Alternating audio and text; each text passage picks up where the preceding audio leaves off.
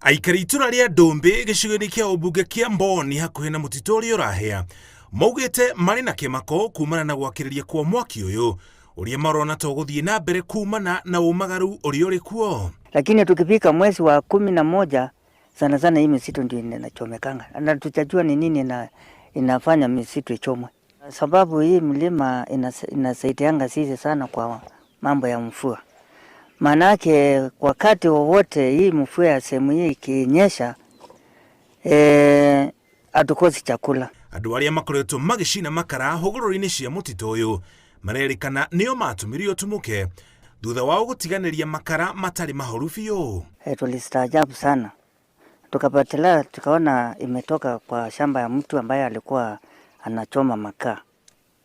Nyoka, mangis, nyani, hata hii nguruwe hii ya msitu wameteremka huko chini. Atongoria a gĩcigo gĩkĩ maugĩte nĩ megũteithĩrĩria harĩ kũnina mĩtugo ya gũcina makara na njĩra ĩtarĩ na kĩharĩro na nginya gũtema mĩtĩ matarĩ na marũa. Na tumesimamisha logging at county.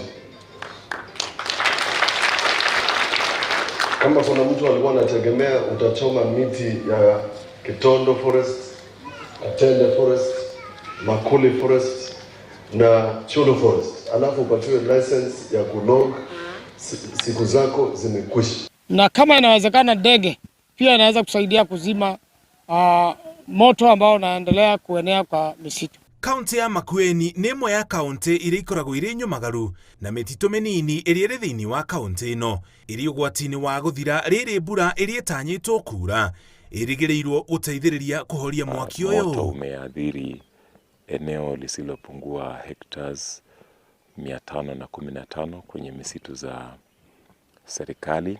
Kulingana na forecast ya mvua, tunatarajia mvua itakuwa below normal. Below normal ni kumaanisha ile mvua tunatarajianga kupata our normal. Saa hii mvua hiyo itakuwa kiasi kidogo. Mĩtitũ ĩrĩa ĩrĩ ũgwati-inĩ wa mwaki nĩ Chiulu, Kitende, Makuli na Kitondo.